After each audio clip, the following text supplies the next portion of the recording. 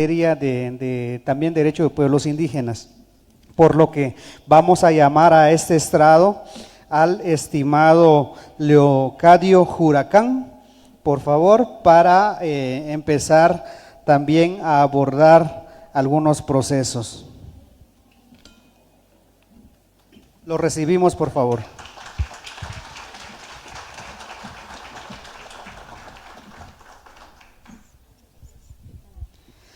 Bienvenido a este estrado. Como bien se ha abordado, en este espacio se va a abordar un peritaje sobre las tierras, racismo, despojo de tierras y criminalización a pueblos indígenas. Vamos a hacer igual el mismo procedimiento de que vamos a formularle algunas preguntas y para cada pregunta usted va a tener 5 minutos para hacer el abordaje correspondiente. Al minuto 4 le vamos a informar para que no sea un cierre tan abrupto. Bajo esa consideración vamos a iniciar, por favor, Eva, con la primera pregunta. Tal vez una pregunta previa. ¿Usted desea tomarse los 15 minutos completos o desea que vayamos haciéndole las preguntas? Para no, sí, pueden hacer las preguntas. Ya, muy bien. Entonces, iniciamos. Señor Leocadio Huracán, ¿podría usted exponerle a este consejo, Atbaltzij, y al público que nos escucha, cuáles son algunas de las problemáticas más graves vinculadas a la tierra que en estos momentos están sufriendo las comunidades indígenas de Guatemala? Lo escuchamos.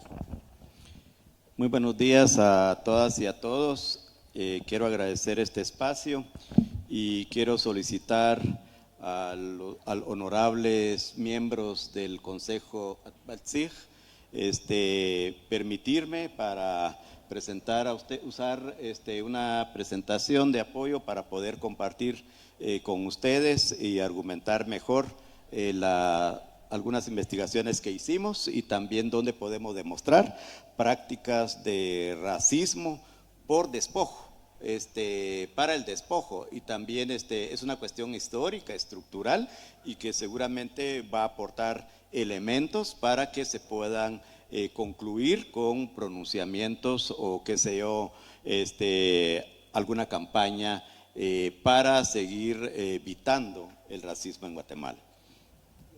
Entonces, sigamos por favor. El racismo en Guatemala ha sido de manera histórica. Han pasado 4 periodos de despojo en Guatemala y el tema de despojo es la parte principal, la parte medular que lleva a la aplicación del racismo y la discriminación hacia nuestros pueblos, ¿verdad? Entonces, desde la invasión, ahí podemos observar la visión, cómo los españoles empezaron a despojar, a robar las tierras, a desplazar a la población originaria en su territorio, ¿verdad? La reforma liberal, cómo durante la reforma liberal prácticamente se despojó de las tierras comunales que tenían la población originaria. Y también cómo el gobierno confiscó en la reforma liberal estos territorios para adjudicárselos a los no indígenas y a las empresas. Entonces prácticamente hemos tenido todo ese proceso histórico. Sigamos por favor. Los 36 años de la guerra. Ahí puedo señalar algunos, solo algunos, de las masacres que se cometieron en contra de nuestras comunidades, nuestro pueblo, precisamente para despojarlos. Y con todo odio, pues las quemas, incluso las torturas, ¿verdad? Las desapariciones, ¿verdad? Las quemas de las viviendas. Ha sido una situación, el racismo en el país ha sido definitivamente con una aplicación de total odio en contra de nuestros hermanos, en contra de nuestros antepasados, y estamos sufriendo hoy día también, y los vamos a ir demostrando. Este es un mapa que muchos que lo conocemos, seguramente honorables miembros del Consejo Atbaltzij, donde prácticamente el Estado de Guatemala cedió los territorios para la extracción, para el robo y donde había resistencia para la defensa de su espiritualidad, de sus lugares sagrados, de sus centros antropológicos, ¿verdad? Prácticamente hubieron las masacres, ¿verdad? Entonces ahí se puede demostrar, digamos, cómo el Estado ha sido también complaciente en contubernio con el sector privado, el capital.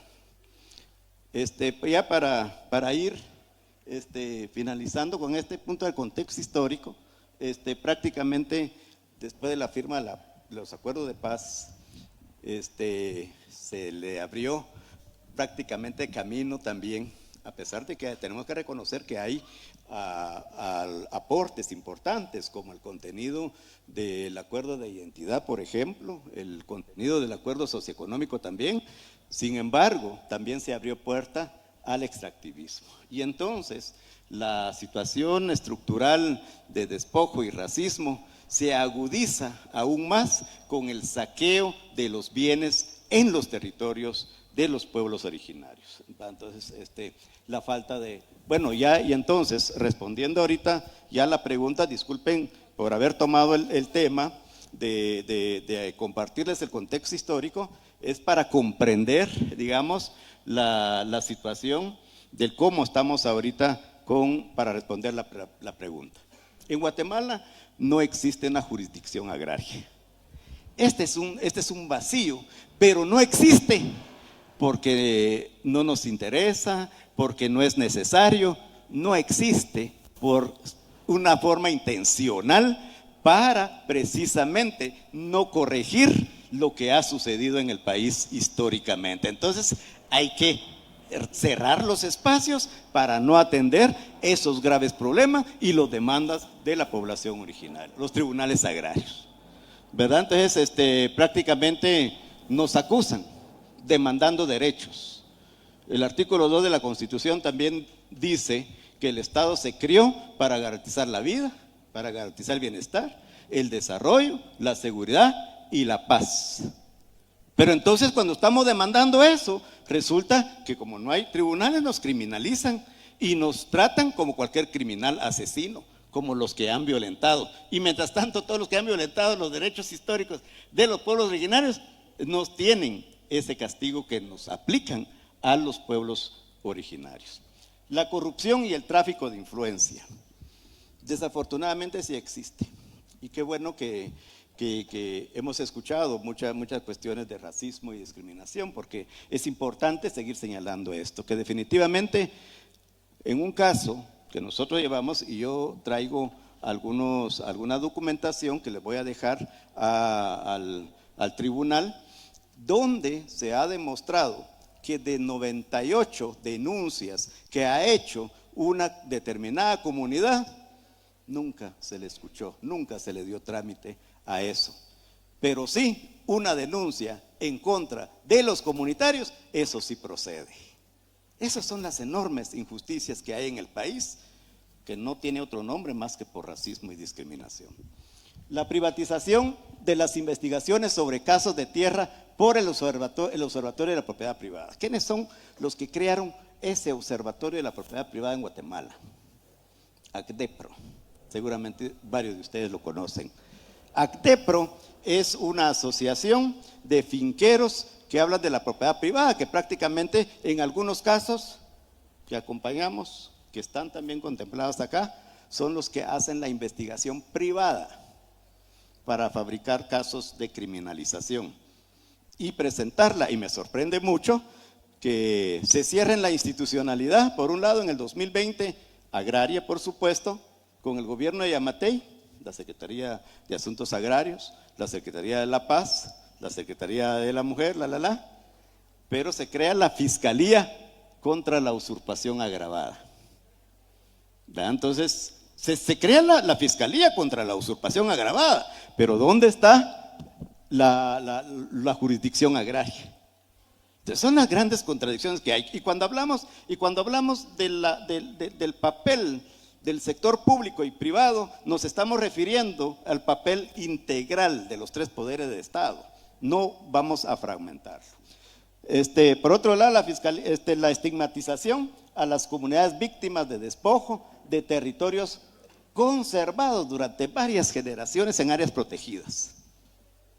Fíjense que llevamos varios casos donde prácticamente desde el 92, y también lo documentamos, en el 92 existe demandas para la adjudicación, la regularización, el reconocimiento de territorio de comunidades al INTA, al extinto INTA, para que se les reconozca su territorio, se delimite y se les dé el título de propiedad. Nunca pasó eso. Y ahora, cuando se declara, pues cuando se publica la declaratoria y entra en vigencia la declaratoria 89 de áreas protegidas, prácticamente se criminaliza a la población. Entonces, ¿quién invadió a quién? Aquí está clarito que las comunidades existían ahí y los que le invadió, esa es la aplicación de estas áreas protegidas. Justamente. Gracias, Leocadio. Vamos a pasar a la siguiente pregunta. ¿Cómo está estructurada y cómo opera la estructura de poder, Estado y lo privado que posibilita el despojo de tierras a las comunidades indígenas? Muy bien. Pues los desalojos expresados en lanzamientos, allanamientos, instrumentalizando el Código Penal. Esta es una cuestión que está ocurriendo últimamente en los territorios de comunidades. El objetivo es desalojar, el objetivo es desplazar a las comunidades que históricamente viven, han cuidado, permanecen en los territorios ancestrales. Y entonces, a eso me refiero cuando hablaba de la fabricación de casos, ¿verdad? Entonces los involucran de que ahí hay armas, de que hay tráfico de drogas, de que hay producción de marihuana y no sé qué, y entonces hacen el allanamiento. Cuando hacen el allanamiento les queman sus viviendas, sus casas, y entonces es el argumento, pero en realidad el fondo es el despojo, es el desalojo. Y por otro lado también el tema de lanzamiento. El lanzamiento, ¿por qué? A pesar de que hay normas establecidas en el país que para un desalojo se debe de garantizar pues los derechos humanos, que no se deben violentar los derechos humanos de la población originaria que está establecida en su territorio, utilizan el argumento del lanzamiento precisamente para evadir esa observancia de instituciones. Y ahí cabe mencionar, más adelante lo voy a remarcar también, cuál ha sido, y que queremos con todo respeto pedirle al honorable Consejo Atbaltzig de también pronunciarse y pedir informe, pedir explicaciones al señor Procurador de los Derechos Humanos. ¿Qué está haciendo en relación a que se garanticen esos derechos que están siendo violentados los pueblos originarios hoy día, utilizando las leyes, las normas del país, utilizando las fuerzas de seguridad del país, utilizando los recursos de los impuestos del que pagamos la población? También está en Guatemala definitivamente se ha avanzado mucho el acaparamiento con, incluso muchas veces con consentimiento del Estado, otorgando licencias de explotación minera, en la cuestión, los estudios que prácticamente hemos demostrado, donde prácticamente se han cometido falsedades y eso no ha habido persecución. En el caso, por ejemplo, de pretender establecer, más adelante lo vamos a ver también, la construcción de la hidroeléctrica Rojapa-Untilá en La Chúa, ¿verdad? Ya se le había otorgado licencia, ahí porque se demandó y hay una resolución de la Corte de Constitucional sobre eso, ¿verdad? Pero eso es solo para ilustrar un poco de cómo se manipulan la justicia, las leyes en el país y sobre todo el papel dudoso que juegan la institución. ¿Cómo le otorgaron una licencia pues a la empresa con un estudio de copy-paste de la laguna Los Pinos? Eso es lo que han hecho las instituciones, han caído en ilegalidad también, ¿verdad? Ha habido sobreposesionamiento de títulos de propiedad, ¿verdad? De los pueblos originarios. Me encantó uno de los poesías, perdón, señores honorables miembros del tribunal, donde habla precisamente del tema, digamos, de cómo han llegado a invadir a despojar y nosotros nos quedamos con el deseo de tratarlos como Palasquej, por ejemplo, ¿verdad? U otras cosas, ¿verdad? Entonces, es interesante porque han habido, y también se aplicó que el indio nos sirve. El indio nos sirve, no hay que matarlo totalmente, nos sirve. Entonces hay que resguardarlo en determinados territorios, en determinada área, porque nos sirve para levantar la cosecha, para producir. Somos los que hemos sostenido la economía del país, pero no somos los que estamos disfrutando esa economía. Entonces, ¿qué pasa? Han habido y muchas veces se han recuperado más de 3,000 caballerías de tierra, incluso hay jurisprudencia, hay antecedentes que podemos utilizar como medio de reflexión para poder denunciar esa cuestión de sobreposicionamiento y el despojo, porque entonces lo que ha pasado es que, por ejemplo, han posesionado títulos de propiedad en contubernio con funcionarios de las instituciones a favor de algunas empresas, algunos terratenientes, entonces despojándole legalmente, y cuando vamos a un juicio resulta que le creen al que verdaderamente ha explotado y no a los verdaderos y originales dueños y poseedores del territorio. Eso ha pasado. El caso de destacamento militar de Las Conchas. Esto es interesante también ver. Ahí hay un antropólogo que ha hecho un estudio y que nos apoyamos con eso también, don Alfonso Huete, ¿verdad? Que hizo un estudio ahí de cómo en el 82, 83 se concentraron varias comunidades en la zona de Salacuín, vinculándolos a pertenecer a la guerrilla, los concentró precisamente con la intención de despojarlos, ¿verdad? Y entonces, se les obligó a acogerse en amnistía, y amnistía para nosotros es un equivalente de aceptación de cargos del día de hoy. Ese es un equivalente de aceptación de cargos del día de hoy. Y entonces aceptar eso, ¿verdad?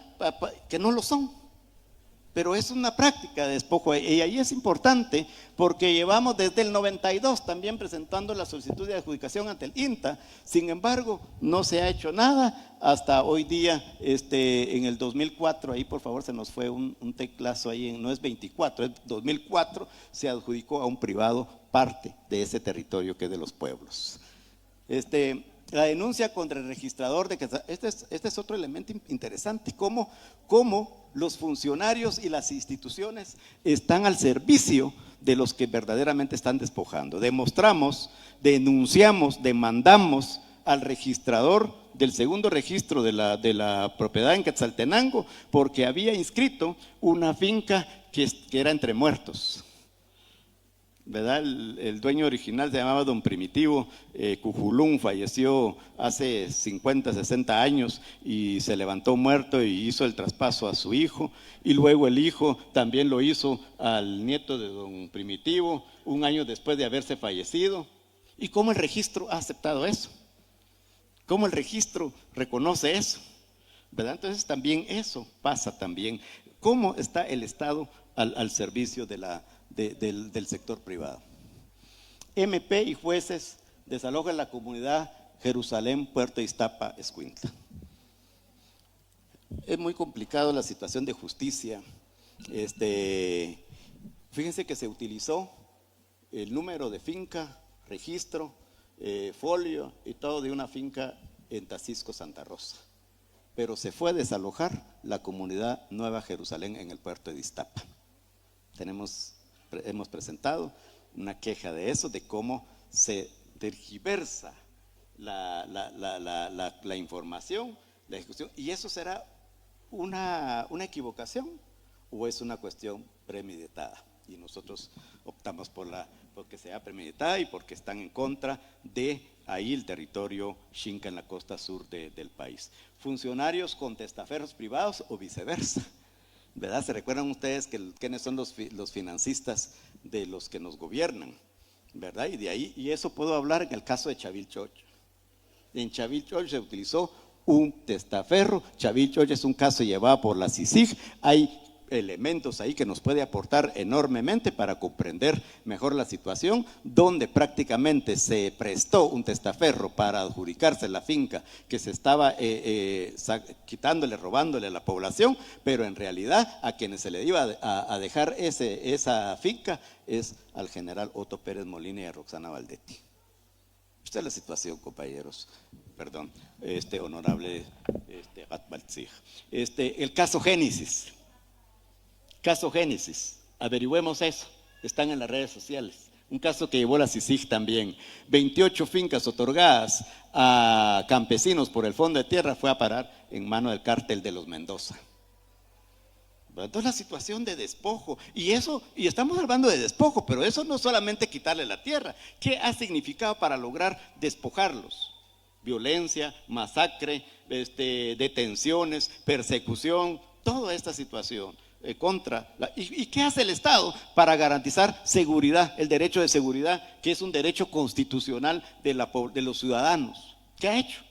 No ha hecho nada, ¿verdad? Entonces, la colonialidad estatal para que se responda a mantener el status quo. Ejemplo, la invisibilidad del derecho agrario en la única universidad pública que ahora está siendo cooptada, ¿verdad? Entonces, también esa cuestión también, hay que fortalecer eso. También las carreras y cursos agrarios no existe, ¿verdad? Y sobre todo donde debe reconocerse, estamos muy lejos, pero hay que insistir, el derecho consuetudinario, el derecho histórico, el derecho ancestral de los pueblos originarios sobre el territorio. La judicialización de defensores y la tortura psicológica sistemática, y esto principalmente contra pueblos indígenas. Bueno, y la última pregunta, ¿cuáles son las luchas más importantes llevadas a cabo por las comunidades indígenas en este momento y cómo están desafiando las estructuras de poder? Sí, yo creo que, una de las situaciones es el fortalecimiento de la organización, pero ahí también hay elementos que también son desfavorables para las comunidades indígenas. Porque resulta que en la práctica tenemos acá todas las normas legales y también los instrumentos internacionales de la cual el país es adscrita, como el Convenio 169, por ejemplo, declaraciones de Naciones Unidas, ¿verdad? Varios, digamos, normas que tenemos donde nos faculta el derecho de utilizar nuestras propias formas de organización, nuestra autonomía, nuestra espiritualidad, nuestra autodeterminación, y en ese sentido varias de las comunidades se han constituido en comunidad indígena, pues facultado por el Convenio 169. ¿Y qué pasa? Entonces muchas veces acudimos a tribunales para presentar las denuncias y nos han dicho, es que ustedes no están legalmente constituidos, jurídicamente no existimos. Entonces esto es una cuestión que hay que seguir desafiando, y esto es válido, eso es legítimo, esto es representativo, y eso nosotros debemos seguir dándole el valor también. La articulación en el territorio, esta es otra cuestión también, cómo irnos articulando los diferentes pueblos, ¿verdad? Coordinando los quechís, poconchís, cachiqueles, quichés, tutugiles, mami, y todos los que existimos en este país. La reivindicación de la autodeterminación. Este es un derecho reconocido y esto es un derecho de hecho, y hay que seguirla fortaleciendo y manteniendo, y eso es lo que estamos tratando de hacer. La movilización dentro de los territorios, ¿verdad? Que es importante también, la denuncia contra la narrativa de asociación ilícito, terrorismo, utilizada para judicialización. Hay que aclarar esta situación, que nosotros no somos terroristas. Nosotros estamos demandando derechos constitucionales, pero entonces se utilizan esos elementos precisamente solo para justificar el despojo, el racismo, la discriminación y por supuesto la criminalización. A pesar de la criminalización, se han logrado pasos importantes en recuperación de territorios desde la organización comunitaria, casos los hermanos Sichiles, ¿verdad? Los hermanos también de Chortiz, Samanzana, entre otros, que han logrado como la Corte de Constitucionalidad reconozca que ha habido ahí despojos y solicita a que se les restituye estas tierras a las comunidades víctimas de despojo. Con todo respeto, honorables miembros del Consejo Atbatzig, nosotros queremos presentar las siguientes demandas. Se debe denunciar públicamente a las instituciones, funcionarios que tienen prácticas racistas, utilizando métodos dilatorios, privilegian el despojo y la impunidad. Hay que hacerlo. Creemos de que utilizan su cargo, utilizan su puesto, utilizan la institucionalidad para reprimir, para criminalizar y para encubrirse en la impunidad a sectores o personas o grupos que están haciendo demasiado daño a los pueblos originarios en este país. La reestructuración de la institucionalidad agraria existente, la creación y fortalecimiento de instituciones agrarias. Esto es importante, que también hay que estar vigilantes para que realmente se rectifique y que se fortalezca para atender a los pueblos. Retomar propuestas de iniciativas relativas a los pueblos indígenas, territorio y espiritualidad. Hay iniciativas presentadas precisamente para que se reconozcan eso. Después de la firma de identidad y derechos de los pueblos indígenas, prácticamente se dieron un montón de elementos, ¿verdad? Lamentablemente no se aprobaron. Es importante retomar eso. Se denuncie el silencio de la PDH, ¿verdad?, de lo que se está ocurriendo en los territorios contra los pueblos originarios. Y finalmente, quiero agradecerles muchísimo al público por su solidaridad, por su acompañamiento, por su energía, cuando también fuimos víctimas de represión y de criminalización por la búsqueda de justicia social a favor de nuestros pueblos. Muchas gracias.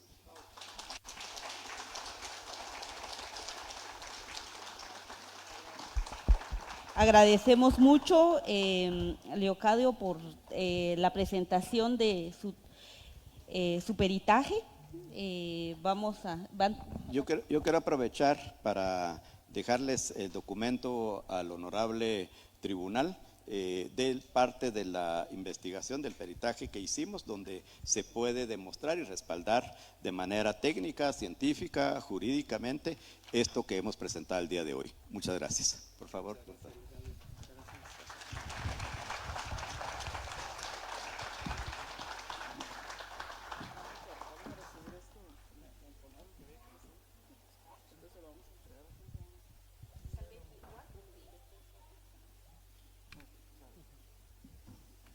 Agradecemos entonces al señor Leocadio Huracán por peritaje presentado. A continuación vamos a presentar al abogado Juan Castro del Bufete para Pueblos Indígenas, quien presentará el peritaje jurídico, criminalización y terrorismo judicial hacia los pueblos indígenas. Pedimos por favor que suba a este estrado.